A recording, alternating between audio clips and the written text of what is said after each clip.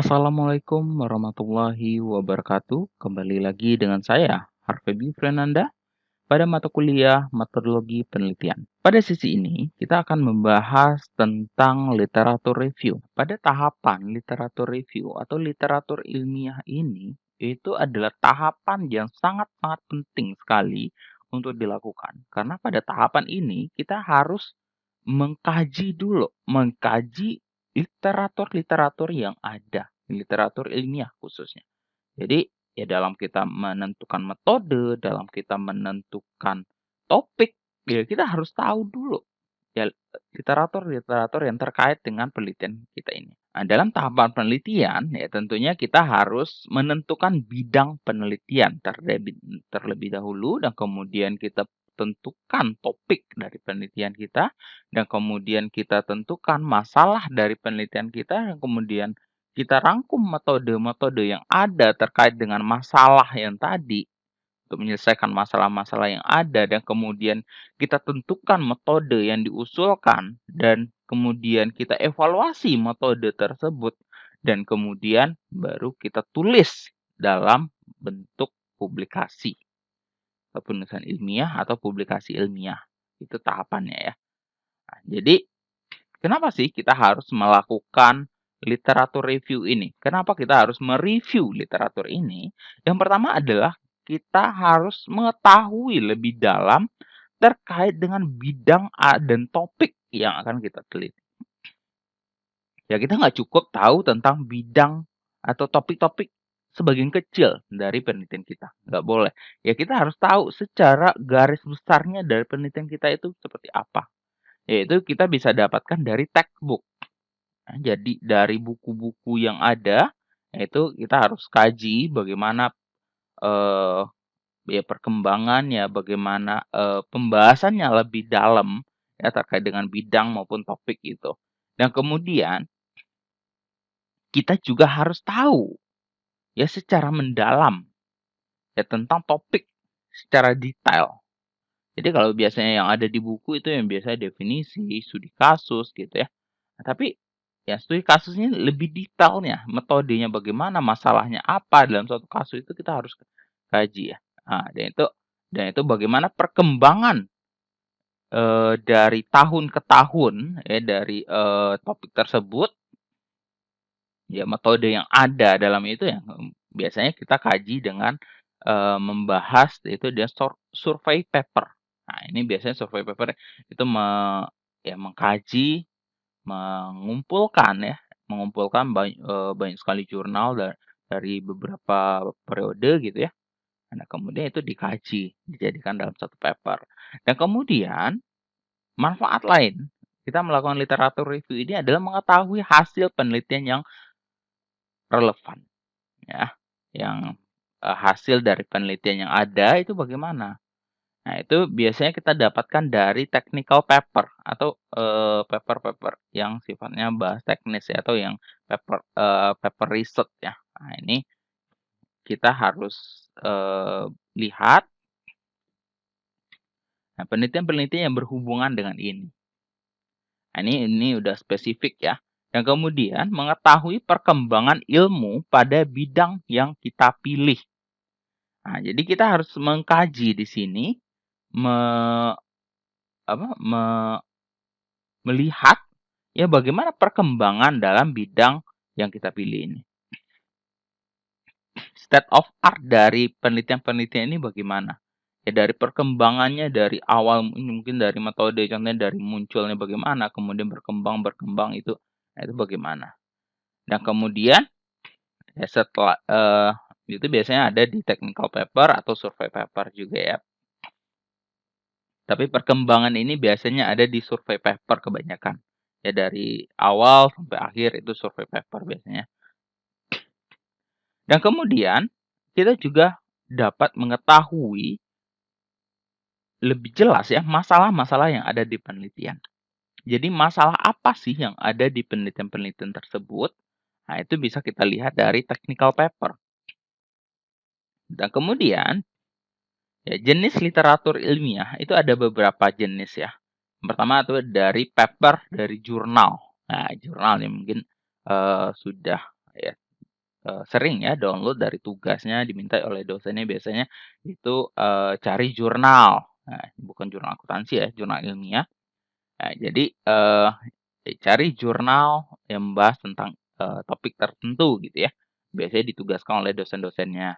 Itu biasanya, itu salah satu contoh dari paper yang berasal dari jurnal. Dan kemudian ada book chapter. Nah, ini book chapter ini, biasa itu, ya dalam satu buku itu membahas satu topik ya.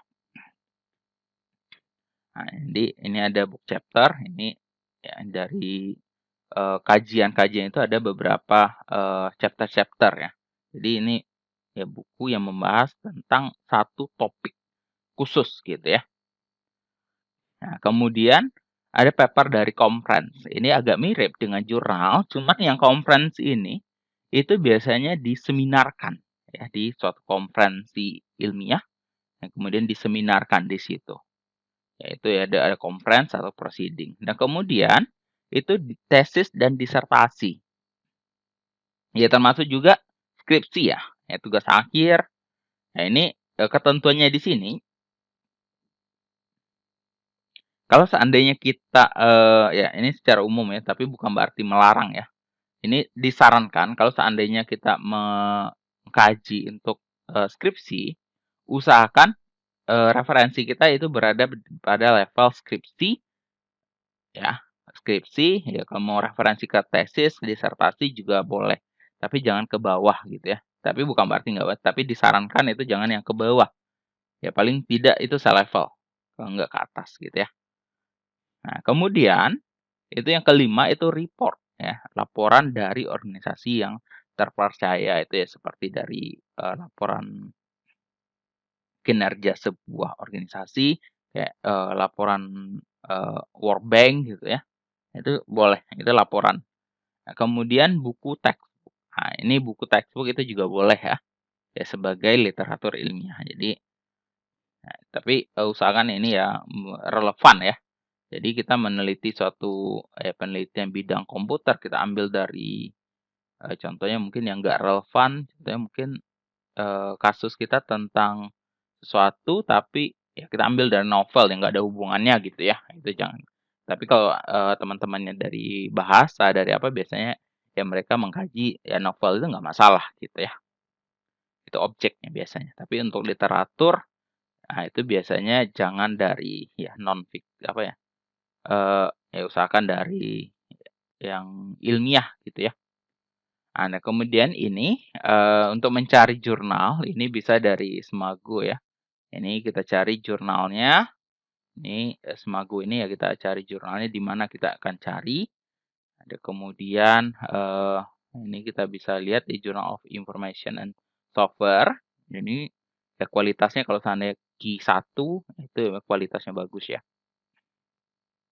Nah ini semakin kalau ini Scopus ya, ini yang diindeks oleh Scopus. Nah, jadi untuk jurnal ini ada yang membahas tentang hardware, hardware arsitektur. Nah, itu di 2013. Ini sebenarnya makin baru ya. Nah, kemudian information system itu di Q2 dan kemudian di software itu di Q2 juga di tahun 2013. Nah, ini kita bisa lihat ya, ya reputasi dari jurnal tersebut. Kemudian, kita cari, ini jurnalnya, kita bisa lihat ini isu-isu yang ada. Nah, ini, ada beberapa organisasi ya yang mengindeks dari jurnal. Yang pertama itu ada Thomson ya, yang kemudian ada Scopus, dan kemudian Google Scholar.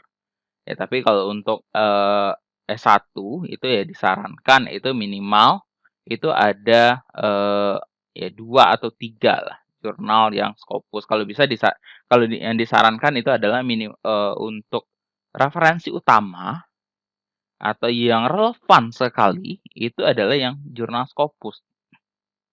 Nah kemudian untuk yang didukung oleh Google Scholar itu nggak masalah gitu ya. Nah, ini kemudian kalau Thomson ini, ya kan lebih baik gitu ya, tapi Thomson itu nggak terlalu banyak jurnal yang diindeksnya. karena seleksinya itu cukup ketat gitu ya.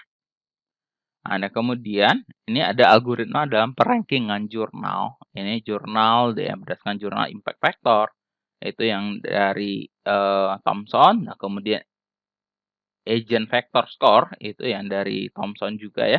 Dan kemudian Simago itu dari Scopus. Yang tadi yang kita lihat pertama tadi itu ada Simago. Dan kemudian eh, SOR Normalized Impact per Paper. Nah, ini juga dari Scopus ya. Dan kemudian High Index itu dari Google Scholar. Nah, ini kalau seandainya nanti ya sebagai peneliti atau sebagai dosen, yaitu ada insentif yang diberikan oleh pemerintah itu ya. Kalau seandainya kita bisa masuk ke jurnal-jurnal yang bereputasi, ya. Kalau jurnal yang eh, ya Thomson, nah itu indeks vektor di atas 30 itu diberi insentif sebesar 25 juta gitu ya. Nah, kalau seandainya 0 sampai 1 itu 11 juta. Kalau indeks Scopus itu 10 juta. Nah, jurnal internasional yang terindeks selain dari isi Thomson dan Scopus itu ada 5 sampai dengan 7,5 juta. Kemudian proceeding terindeks dari Thomson atau Scopus itu 3 juta, itu insentifnya. Nah, ini mungkin ya bisa berubah sewaktu-waktu ya kalau ada perubahan dari pemerintah. Nah, ini sumber pencarian kalau seandainya kita cari di jurnal-jurnal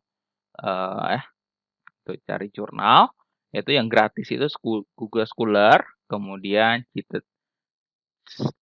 Chitser itspsu.edu ya. Dan kemudian berbayar itu ada Senderek, EBSCO, kemudian Springer, kemudian IEEE, kemudian ACM. Nah, ini yang berbayar gitu ya. Ini contoh tampilan yang kita pencarian di Google Scholar. Nah, kemudian juga ada yang namanya Sign to Shadow Library. Ya, ini ya sebenarnya masih kontroversi ya. Ini ya kita bisa mendownload jurnal itu secara gratis ya dan ilegal gitu ya. Ini dari Skyhub. Nah, kemudian dan juga Libgen. Nah, ini yang dikembangkan oleh Alexandra Elbakyan. Ini ya. Nah, ini namanya itu Shadow Library. Jadi kita mendapatkan jurnal itu yang secara gratis dengan bantuan website Shadow Library ini ya.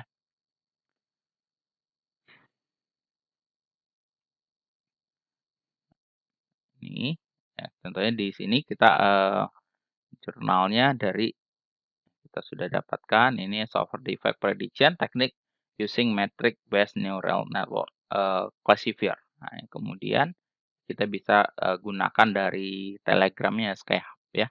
Oke, mungkin sekian ya penjelasannya terkait dengan literatur review. Dan kemudian kita akan lanjutkan pada sesi-sesi berikutnya. Dan saya akhiri sampai di sini dulu. Assalamualaikum warahmatullahi wabarakatuh.